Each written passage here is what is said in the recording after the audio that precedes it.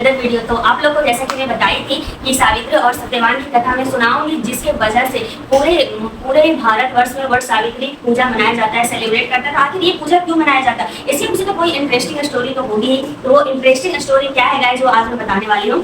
तो बहुत समय पहले की बात है, भारतवर्ष में मध्य देश का नाम एक समृद्ध राज्य था। वहाँ राजा अश्वपीत नाम के एक धर्मात्मा और न्यायप्रिय राजा राज करते थे। उनके पास धन, वैभव, सेना सब कुछ था, लेकिन एक दुख उन्हें अंदर हमेशा तोड़ता था। हुआ था कि उसके पास एक भी संतान नहीं था। बहुत सारे तप किए थे, तपस्या की, उसके बाद जाकर उन्हें एक पुत्री हुई थी। उनका नाम था सावित्री। राजा और उनकी रानी ने वर्षों तक भगवान की आराधना की। कहते हैं कि राजा अश्वपति ने लगभग 18 वर्ष तक कठोर तपस्या और यज्ञ किया। आखिरकार उनकी भक्ति से प्रसन्न होकर देवी सावित्री प्रकट हुई और बोली, राजा ने तुम्हें एक तेजस्वी और महान पुत्री प्राप्त होगी। कुछ समय बाद राजमहल में एक सुंदर कन्या का जन्म हुआ। उसका नाम कोई कुछ और नहीं बल्कि सावित्री था। सावित्री बचपन से ही असाधारण थी। वह केवल सुंदर ही नहीं बल्कि वह बहुत बुद्धिमान, शांत और तेजस्वी भी थी। धीरे वह बड़ी हुई, उनकी सुंदरता इतनी अद्भुत थी कि कई राजकुमार उसे देखकर घबरा जाते थे। कोई भी उसके सामने विवाह का प्रस्ताव रखने का साहस नहीं कर पाता था। एक दिन राजा अश्वपति ने अपनी बेटी से कहा, पुत्री, अब समय आ गया है कि तुम अपने जीवन साथी चुनो। तुम स्वयं जाकर योग्य वर का चयन करो। उस समय स्वयंवर की परंपरा थी, लेकिन सावित्री ने केवल राजमहलों में नहीं बल्कि पूरे देश में घूमकर अपने लिए योग्य पति खोजने का निर्णय लिया। बट उसे कहीं भी वैसा पति नहीं मिला। उसके बाद होती है एक इंटरेस्टिंग लव स्टोरी की स्टार्टिंग। तो स्टोरी यह रहता है कि सत्यवान से सावित्री की मुलाकात होती है। एक दिन जंगलों और आश्रमों की यात्रा करते हुए सावित्री की मुलाकात एक युवक से हुई। उस युवक का नाम था सत्यवान साधारण वस्त्र पहने हुए था। वह जंगल में लकड़ियां काट रहा था। उसके चेहरे पर अद्भुत शांति थी, उसकी आंखों में सच्चाई थी। वह अपने बूढ़े और अंधे माता पिता की सेवा करता था। असल में सत्यवान कोई असाधारण युवक नहीं था। उसके पिता भक्तेशसेन पहले एक राजा थे, लेकिन दुश्मनों ने उनका राज छीन लिया था। अंधे हो जाने के बाद वे अपने परिवार के साथ जंगल में रहने लगे थे।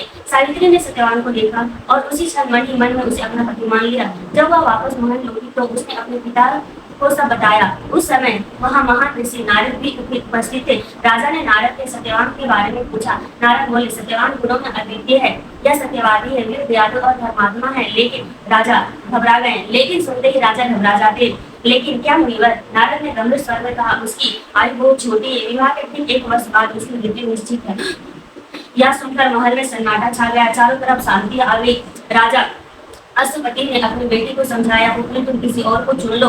लेकिन सावित्री शांत स्वर में बोली, पिता, भारतीय नारी केवल एक बार पति चुनती है और मैं अपने पति चुन चुकी हूँ, और वो कोई और नहीं, सत्यवान है। अब वो 1 साल जिए या पूरे 100 वर्ष जिए, वो ही मेरा पति होगा। जंगल का जीवन। सावित्री और सत्यवान का विवाह हुआ। विवाह के बाद सावित्री राजमहल का सुख छोड़कर जंगल में रहने लगी। वह सुबह जल्दी उठती, सास ससुर की सेवा करती, आश्रम का काम करती और सत्यवान के साथ सादा जीवन जीती। लेकिन उसके मन में हमेशा एक डर रहता था।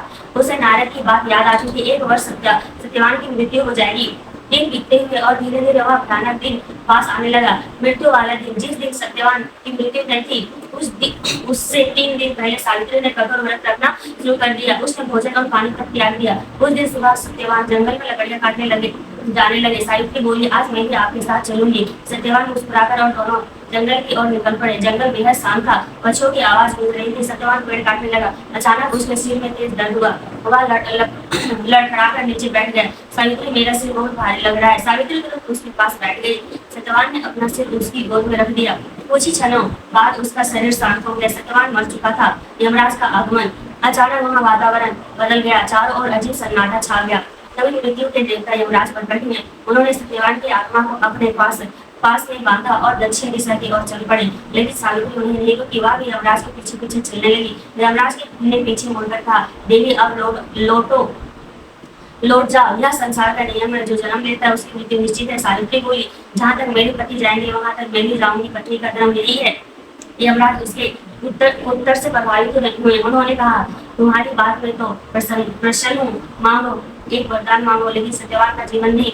सावित्री बुद्धिमानी थी। सावित्री ने पहला वरदान मांगा, मेरे ससुर की आंखों की रोशनी वापस आ जाए और उन्हें खोया हुआ राज्य मिल जाए। तथास्तु।